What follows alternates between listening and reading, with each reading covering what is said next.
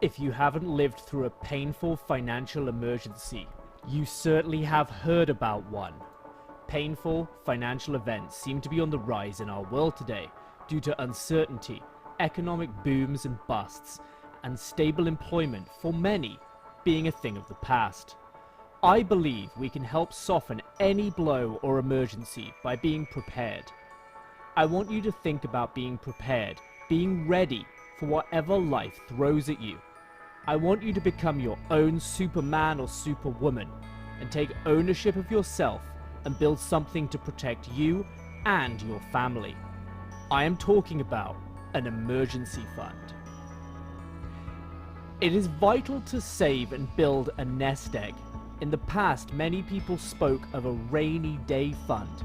However, it seems the premise of saving for a rainy day has almost disappeared. This is very surprising, as rainy days seem to be becoming much more frequent than ever before. It's hard to believe 62% of Americans have less than $1,000 in emergency savings. Are you one of them? I think it's even worse to think that some 21% don't even bother with an account for the rainy day funds at all. Do you have a savings account? The numbers only get worse. With so many people living paycheck to paycheck, it means many people are living way beyond their means. It seems the worst demographic group for savings are millennials, with an average of a 0% savings rate. I know many of you out there do save, so let us lead this number higher to a minimum of 10% and a dream rate of savings of 30 to 40%. Emergencies come, and as I said before, they seem to come more often. This could be a job loss, a medical emergency, a broken car, or thousands of other crises. The US consumer has $1.03 trillion in credit card debt, and I believe much of this has come from huge, unforeseen financial emergencies arising with no protection plan in place. This is why 42% of Americans, consumers, are carrying debt on credit cards. Once again, this is likely because of unforeseen emergencies. So, let's not be like these people. Let's build ourselves a financial bunker to protect you, yes you, from whatever this crazy world throws at you. Okay. What exactly is an emergency fund? How do we calculate it? And what do I do with it? These are some excellent questions. Basically, an emergency fund is a liquid, easily accessible pool of capital ready to bail you out in an emergency. We will go over the rules shortly, but first let's calculate it. The basic rule of thumb is you are to take your monthly minimum living expenses. So make sure you minus those lovely restaurants, those exciting concert tickets, and those lovely new shoes. Please take them all away. We're looking for minimum living expenses. Once we have that, we multiply this number by between 3 to 6 times. This represents months that you're building to protect yourself. Lastly, we store it away somewhere super safe. This is the financial bunker. This will empower you to become your own superhero when rainy days come. So, let's look at the rules, because rules might not be fun, but they are important. Rule number 1, the money must be easily accessible. However, I would say not too easily accessible to avoid any temptation of actually using the money for any short-term little treats.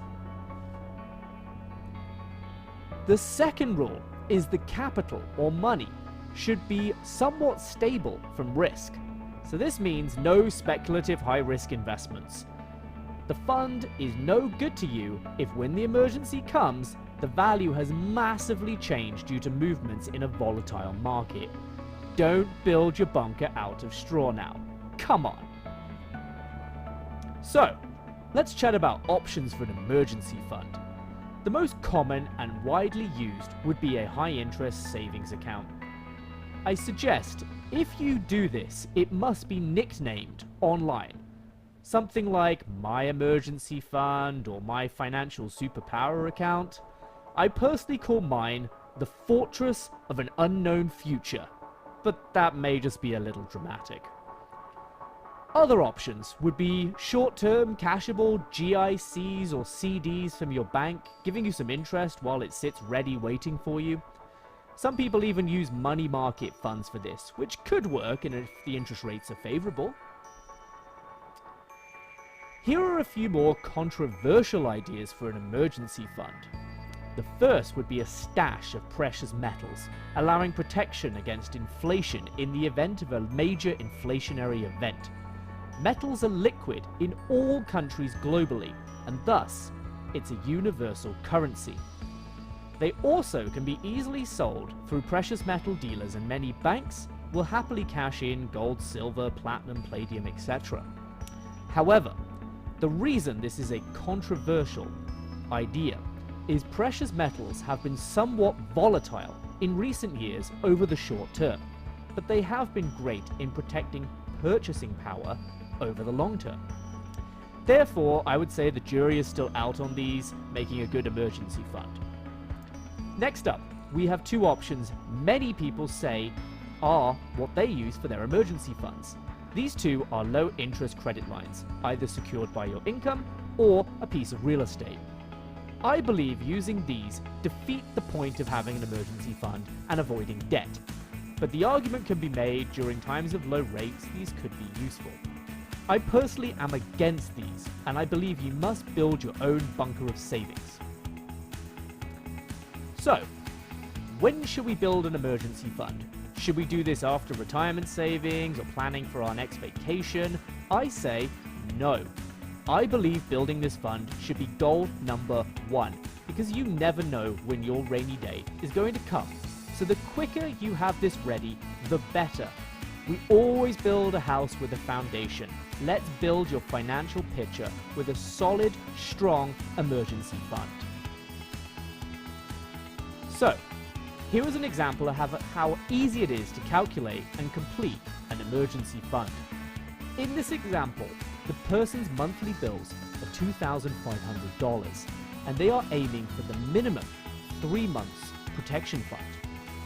Therefore, they take $2,500, they multiply it by the 3 months of protection they want to have, and we get to the number of $7,500.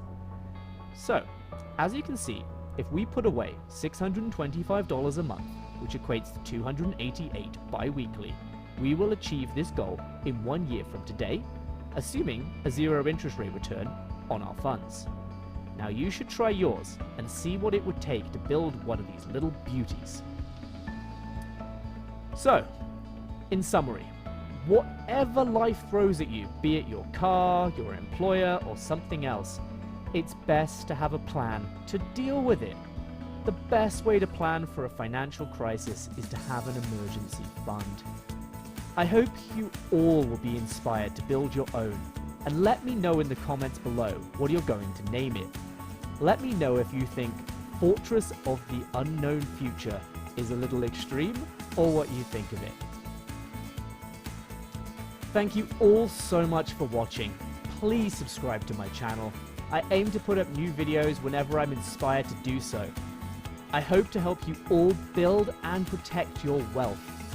Please check out my other videos on wealth creation and investing.